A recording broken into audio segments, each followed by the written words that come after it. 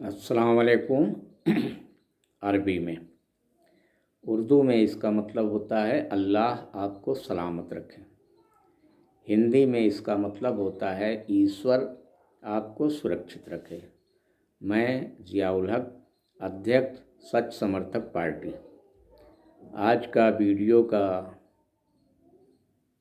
विषय है मथुरा ईदगाह विवाद। सन 1951 में श्री कृष्ण जन्मभूमि ट्रस्ट बना। 1964 में पूरी ज़मीन पर नियंत्रण के लिए एक सिविल केस दायर किया।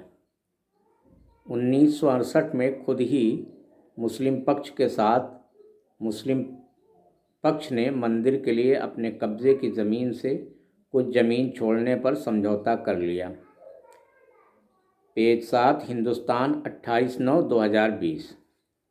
नंबर 2, 1991 में केंद्र सरकार ने places of worship act pass. Hindustan, 29/9/2020। Number 3,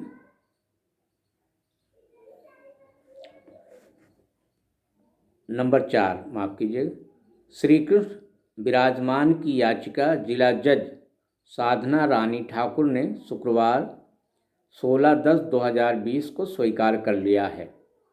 जिला जज ने अपनी बहस के लिए UP Sunni central Waqf board committee of management trust, Shahi Idgah Masjid Muslim पक्षकार, दूसरी तरफ श्री कृष्ण जन्मभूमि ट्रस्ट, श्री कृष्ण जन्म स्थान सेवा संस्थान। हिंदुस्तान, 17/10/2020। नंबर 5, श्री कृष्ण जन्मभूमि और काशी विश्वनाथ की मुक्ति के लिए अभी धैर्य रखने की ज़रूरत है। ये भी मुक्त होंगे, लेकिन श्री राम जन्मभूमि की तरह समय नहीं लगेगा। ये आश्वासन सरसंघचालक मोहन भागवत ने संतों से मुलाकात में कही। पेज 9, हिंदुस्तान, 20/1/2021। आगे उन्होंने कहा, संघ काम करता है, कहता नहीं। आगे मोहन भागवत ने कहा और कहा, भगवान का आशीर्वाद हमारे साथ है। उत्तर प्रदेश में अब एक इसी का दूसरा भाग। उत्तर प्रदेश में भाग 1। उत्तर प्रदेश में 2011 तक 3.5 लाख धार्मिक स्थल थे। नंबर 2, 2001 से 2011 के बीच में 26% धार्मिक स्थल के विकास में वृद्धि। नंबर 3, 2001 से 2011 के बीच शिक्षण केंद्र और अस्पताल के विकास में 13% की वृद्धि। नंबर 4, 1968 में समझौता शाही मस्जिद इंतजामिया कमेटी और श्री कृष्ण जन्मभूमि सेवा संघ छोटा विंग के बीच में, बड़े लोगों के बीच। पत्रकार ब्रजेश शुक्ल। नंबर 5, कटरा क्षेत्र, वहाँ पर श्री कृष्ण जन्मस्थान था, जिसका कई बार विध्वंस हुआ। समझौते में मस्जिद के पीछे लगी हुई मध्य में गर्भगृह है। वहीं पर समझौते के बाद विशाल मंदिर का निर्माण हुआ। नंबर 6, समझौते में 13.5 एकड़ में 11 एकड़ श्री कृष्ण जन्मस्थान को मिला। 2.5 एकड़ यानी 2.37 एकड़ ईदगाह शाही मस्जिद इंतजामिया कमेटी को मिला। नंबर 7, ईदगाह के पीछे मालूम नहीं कितनी दूर छोटी मंदिर थी, बाद में इसको विशाल मंदिर बनाया गया। 8, अब विवाद दूसरी संस्था श्री कृष्ण जन्मस्थान ट्रस्ट ने शुरू किया। नंबर 9, लाल कृष्ण आडवाणी हिंदुस्तान को हिंदू स्थान कहते थे, जबकि इसका शुद्ध नाम है सिंधु स्थान। नंबर 10, सिंधु स्थान का मतलब सिंधु नदी के पूरब स्थित देश या क्षेत्र। नंबर 10, 1948 में उपचुनाव में बाबा राघव दास ने मंदिर मुद्दे पर चुनाव लड़ा, कांग्रेस के टिकट पर, संभवतः अयोध्या से या फैजाबाद से। विरोधी नरेंद्र देव से, जो सोशलिस्ट पार्टी से थे, और बाबा राघव दास ये कांग्रेस के टिकट पर चुनाव लड़े थे। आचार्य नरेंद्र देव चुनाव हार गए। नंबर 12, 1948 के उपचुनाव में बाबा राघव दास के चुनाव में गोविंद बल्लभ पंत ने चुनाव प्रचार किया। ये उत्तर प्रदेश के मुख्यमंत्री भी बने और प्रचार में कहा, मंदिर यानी राम जन्मभूमि मुक्त कराई जाएगी। बाद में बाबा राघव दास ने मस्जिद में मूर्ति रखी। नंबर 13, 1670 से विवाद औरंगजेब के हमले से।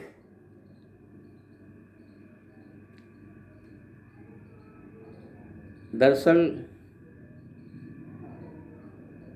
बहुत सी मंदिरों को लेकर बहुत सी मंदिरों को तोड़वाया राजाओं ने, और बहुत से बौद्ध मठों को, और कुछ मुस्लिम शासकों ने भी तोड़वाया, और उसके बाद भी मस्जिद या मंदिर टूट रही हैं। और अभी ताज़ा प्रयागराज यानी इलाहाबाद में, सैदाबाद में सड़क किनारे सड़क चौड़ीकरण में एक मस्जिद भी तोड़ी गई। दरअसल मस्जिद का टूटना, मंदिर का तोड़ा जाना या बौद्ध मठ का तोड़ा जाना एक ऐतिहासिक सच्चाई है, लेकिन वजह जाननी जरूरी है कि इसके पीछे की वजह क्या है। ज़्यादा जानकारी के लिए आप लोग YouTube सत्य हिंदी पर इंटरव्यू देखिए राम पूनियानी का। नंबर 14, औरंगजेब के समय मस्जिद बनी। अयोध्या, काशी के बाद मथुरा अब टारगेट। शरद प्रधान, सत्य हिंदी। ये जो मैंने 1 से 14 तक बातें कही हैं, ये सत्य हिंदी से लिया है, स्रोत हमारा वही है, 26/12/2022। नंबर 15, लगभग 3000 मस्जिद टारगेट पर हैं। अपरकट अवैधनाथ जी ने कहा था लगभग 1986 के आसपास, उस मीटिंग में जिसमें मुसलमान बाबरी मस्जिद को छोड़ने के लिए तैयार हो गए थे, लेकिन शर्त यह थी कि दूसरी मस्जिदों पर दावा पेश नहीं किया जाएगा। इस मीटिंग में अपरकट वरिष्ठ पत्रकार कुलदीप नैयर भी मौजूद थे। इनके अनुसार, लेकिन अवैधनाथ जी ने कहा कि हमारे टारगेट पर 3000 मस्जिदें हैं, इसलिए ये समझौता नहीं हो पाया था। नंबर 16, शायद सिंधु स्थान यानी हिंदुस्तान की सभी मस्जिदें टारगेट पर हैं। नंबर 17, जहाँ तक अदालत का मामला है, हमें SC का फैसला बाबरी मस्जिद पर नहीं भूलना चाहिए। SC यानी सुप्रीम कोर्ट का फैसला। नंबर 18, वैसे सबसे बड़े जालिम मुस्लिम यानी आस्तिक लोग हैं, मनुस्मृति और कुरान के मुताबिक। मनुस्मृति श्लोक 60 और 61।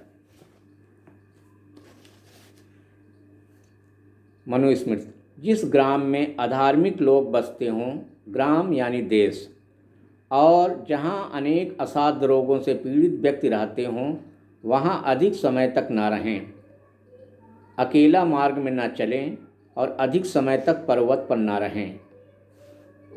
ये श्लोक 60 है। और श्लोक 61, शूद्र जिस देश का राजा हो, शूद्र यानी जो जन्म के आधार पर नहीं, कर्म के आधार पर। जिस देश का राजा हो उस देश में निवास न करें। वह गांव जो चोर, डाकू, छली, कपटी, दुरात्माओं की बस्ती से घिरा हो, अथवा नास्तिकों, वेद निंदकों से आक्रांत हो, अथवा जिस ग्राम में चांडाल आदि अधम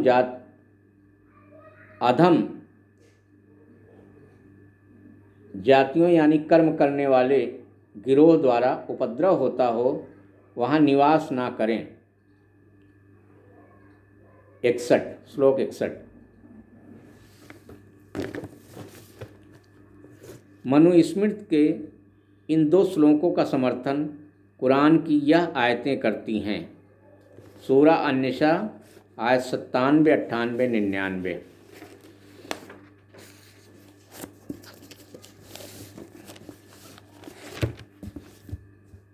जो लोग अपने आप पर जुल्म कर रहे थे, यानी कौन लोग?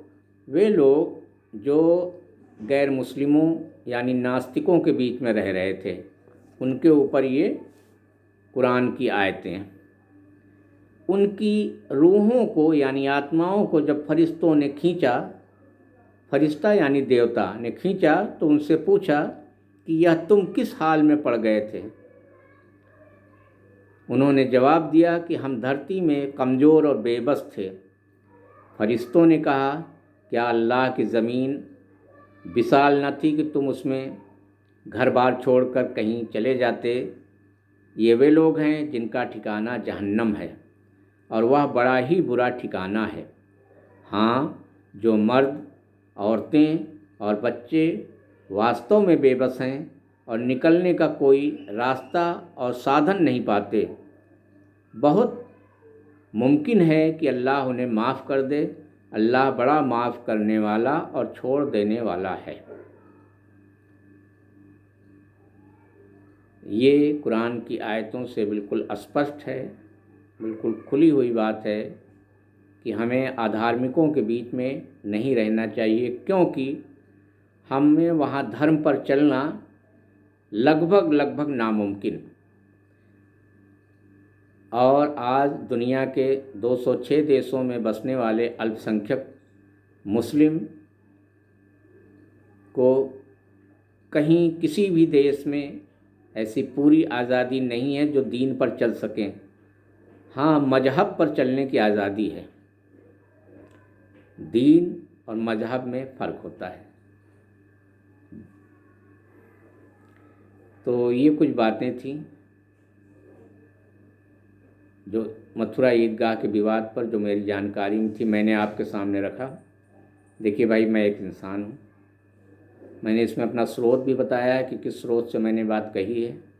फिर भी अगर मुझसे कोई गलती हो जाए तो मेहरबानी करके, या आपको गलती मिल जाए तो आप संपर्क करें। मेरा मोबाइल नंबर है 93 36 31 68 60। इंशाअल्लाह ईश्वर ने चाहा तो हम अपनी गलतियों से तौबा कर लेंगे।